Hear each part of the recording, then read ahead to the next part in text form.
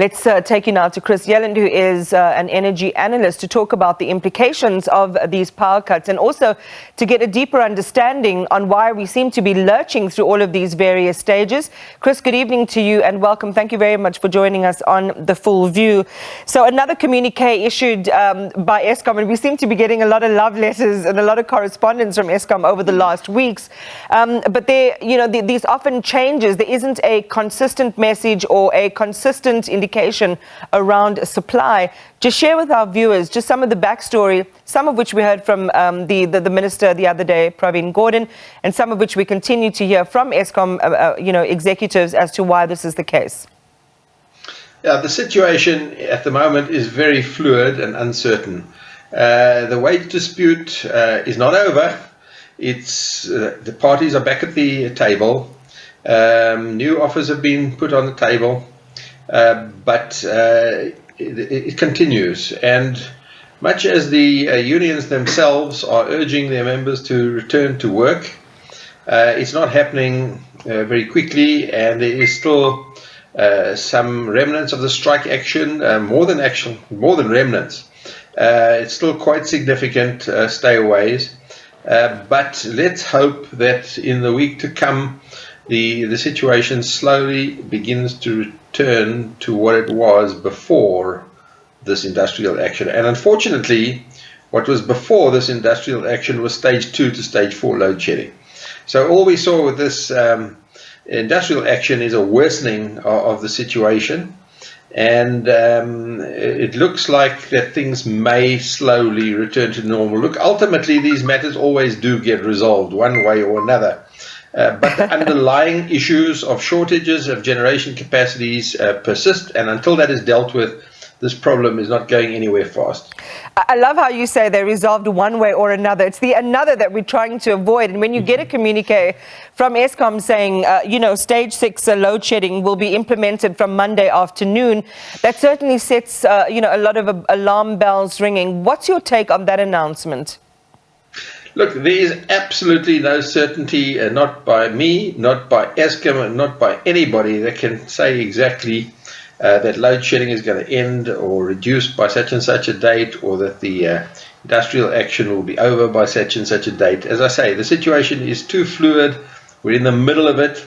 But one thing we can say for sure, that in due course, there will be a resolution of this wage dispute.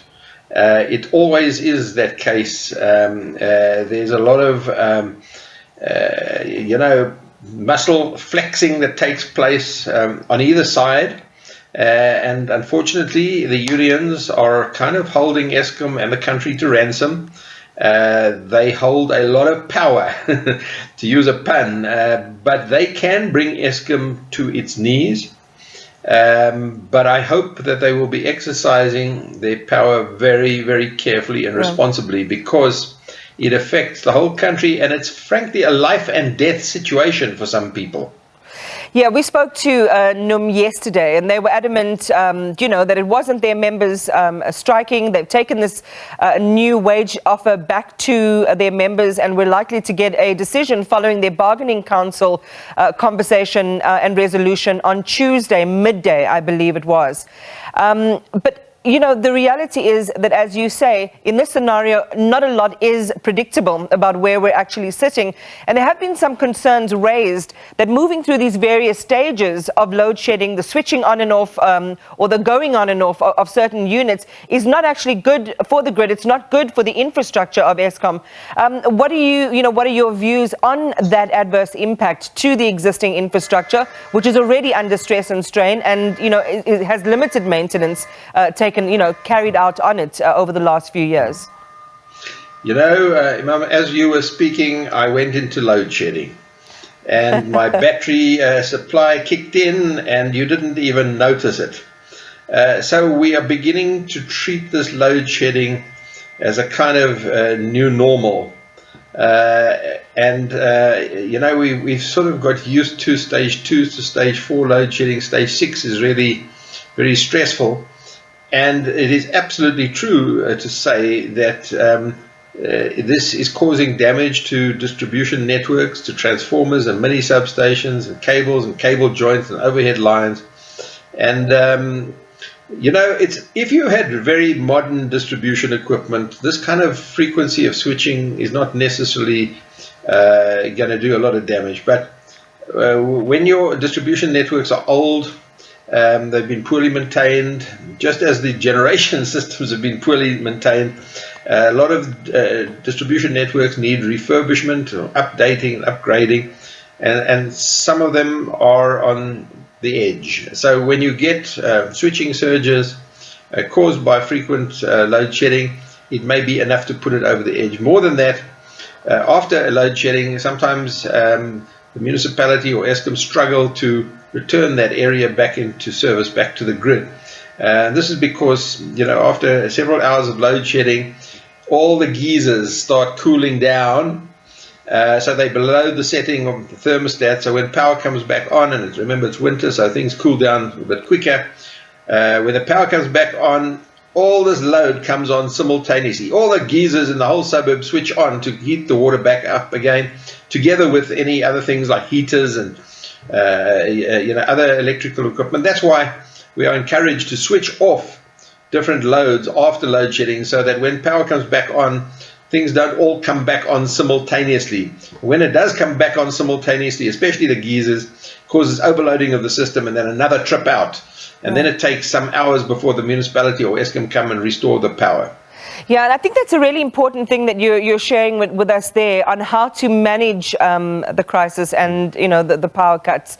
We've had the conversation that is really at executive level. We talk a lot about infrastructure.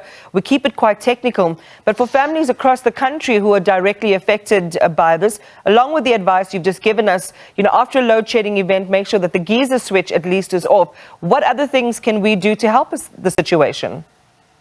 Well, look, the more people start installing battery backup systems, solar PV systems, not only at a domestic level, but at a commercial, industrial, mining, agricultural, heavy industry, the more this relieves Eskom of its burden.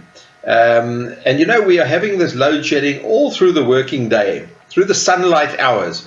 So even solar PV during the sunlight hours can make a very significant difference to reducing Eskom's burden. In other words, reducing the grid demand and supplementing it with these alternative energy sources.